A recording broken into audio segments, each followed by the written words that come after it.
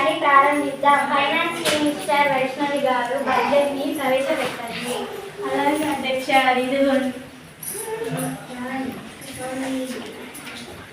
అధ్యక్ష, ఏనాడు లేని విధంగా ఈనాడు బడ్జెట్ 4 లక్షల కోట్లు ప్రవేశపెట్టాను. అధ్యక్ష, ఈ బడ్జెట్ తో బంగారు తెలంగాణ అవుతుంది. అధ్యక్ష,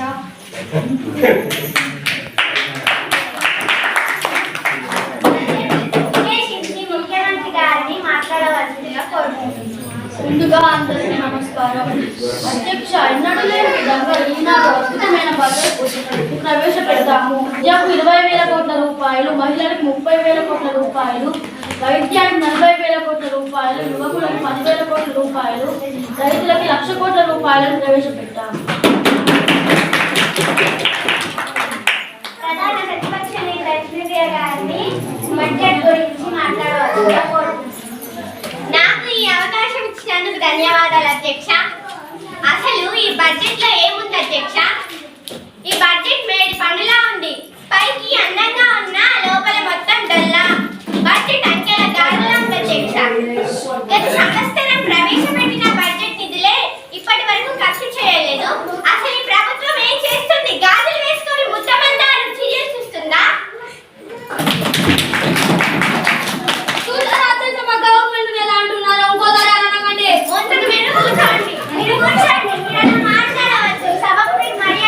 మంచి భాషను మాట్లాడండి. అలాగే అధ్యక్ష. ఎమ్మెల్యే సంజన గారిని మాట్లాడవలసిందిగా కోరుకుంటున్నాను. నాకు ఈ అవకాశం ఇచ్చినందుకు ధన్యవాదాలు అధ్యక్ష. అసలు బడ్జెట్ లో మహిళలకు కేటాయింపు లేదు అధ్యక్ష. ముష్టి 30,000 కోట్లైనా గత సంవత్సరం మహిళలపై ఎన్నో అఘాయిత్యాలు జరిగాయి. ఈ ప్రభుత్వం ఏం చేస్తుంది? కోడిగుడ్డు పైన ఈకలు పీకుతుందా? మీ సమాధానం. అధ్యక్ష, మాది మహిళల ప్రభుత్వం అధ్యక్ష. మహాలక్ష్మి పథకంతో మహిళలకు ఉచిత బస్సు రవాణాను ఏర్పాటు చేశాం అధ్యక్ష. పేద అమ్మాయిలకు కళ్యాణ లక్ష్మి పేరుతో పెళ్లిళ్ళు చేస్తున్నాం అధ్యక్ష. కిలో బంగారం 1,00,000 రూపాయలు కూడా ఇస్తున్నాం అధ్యక్ష.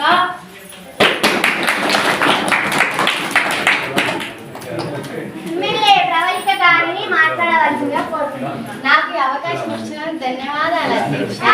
నేటి బాలలే రేపటి పౌరుల అధ్యక్ష. బడ్జెట్ లో విద్యను మర్చిపోయారు అధ్యక్ష. అసలు విద్యాశాఖలకు ఏం కేటాయించారు అధ్యక్ష?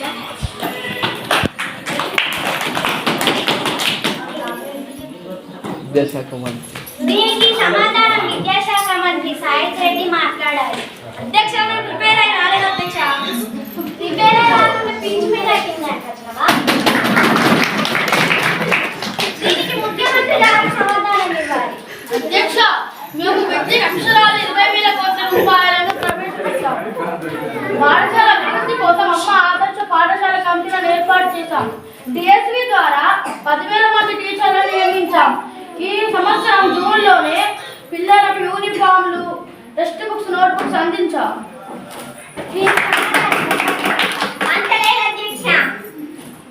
మా ప్రభుత్వం ఎంతో బాగా పరిపాలన చేసింది. కానీ ఈ ప్రభుత్వం వచ్చిన తర్వాత తెలంగాణ రాష్ట్రం అంతా అసలు కల్లోలమైపోతుంది. మీరు ఉచిత బస్సును కేటాయించడం వలన ప్రజలు ఇబ్బంది పడుతున్నారు. ప్రజలకు సరిపడ బస్సులు అందుబాటులో లేవు. కళ్యాణ లక్ష్మి పథకాన్ని ఏర్పాటు చేసింది మా ప్రభుత్వం అధ్యక్ష. వీళ్ళ మాటలు ఎట్లున్నాయంటే అధ్యక్ష, మా తాతలు నేతులు తాగారు, మా మూతులు వాసన చూడండి అన్నట్లుంది అధ్యక్ష వీళ్ళ వ్యవహారం. కళ్యాణ లక్ష్మి పేరుతో వీళ్ళు కేవలం 1,00,000 రూపాయలు ఇస్తారు అధ్యక్ష. కానీ మేము దాటుతున్న బంగారం కూడా ఇస్తున్నాం. అసలు ఈ ప్రభుత్వం రైతుల కోసం ఏం చేసింది అధ్యక్ష? మా ప్రభుత్వం రైతుల కోసం రైతు బంధు, రైతు బీమా వంటి ప్రయోజనాలను కల్పించింది. ఈ ప్రభుత్వం పనికిరాని చెత్త ప్రభుత్వం అధ్యక్ష. మీరే చెత్త ప్రభుత్వం కాబట్టి మిమ్మల్ని చెత్తలోనే పడేశారు. ప్రజలు మమ్మల్ని మెచ్చి ప్రజలపై నచ్చి మమ్మల్ని ఎన్నుకున్నారు. మీరేదో ప్రజలకి అవకాశాలను కల్పిస్తారనుకొని వారు మీకు ఓటు వేసి మిమ్మల్ని గెలిపించారు. కానీ మీ ప్రభుత్వం వలన ప్రజలు ఇబ్బంది పడుతున్నారు. వీళ్ళు కట్టిన బ్రిడ్జిలు కూలిపోతున్నాయి అధ్యక్ష. ప్రాజెక్టులు పాడైపోతున్నాయి అధ్యక్ష. వీళ్ళ పనులు ఎలా ఉన్నాయంటే పనిమంతుడు పందిరేస్తే కుక్కతోక తగిలి కూలిపోయిందట. వీళ్ళ వ్యవహారం అలాగే ఉంది అధ్యక్ష. వీరి ప్రభుత్వం వలన ప్రజలు ఇబ్బంది పడుతున్నారు. తెలంగాణ రాష్ట్రం మొత్తం అప్పుల పాలవుతుంది అధ్యక్ష.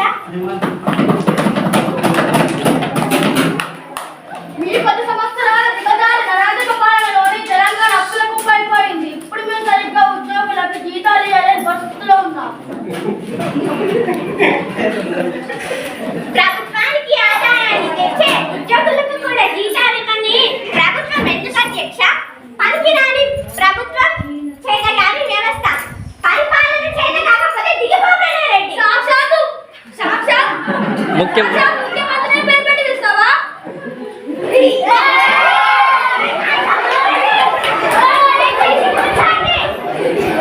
మీ సభకందరూ మర్యాద ఇవ్వాలి. అలా గొడవ పడద్దు.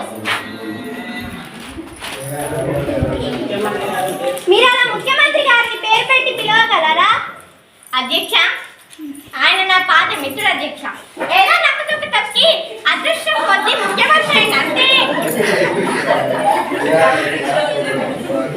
ఎమ్మెల్యే సావే గారిని మాట్లాడాల్సిందిగా కోరుతున్నాను. అధ్యక్ష, వీళ్ళ పరిపాలన నచ్చక ప్రజలు వాళ్ళకి అవకాశం ఇస్తే ప్రజలు ఇప్పుడు ఎన్నో ఇబ్బందులు పడుతున్నారు. ప్రజల పరిస్థితి పెద్ద మీది నుండి పొయ్యిలో పడినట్టు అయింది అధ్యక్ష. ఇంతటితో ఈ బడ్జెట్ సమావేశం పూర్తయింది. ఈ బడ్జెట్ సమావేశం రేపు వాయిదా పడింది.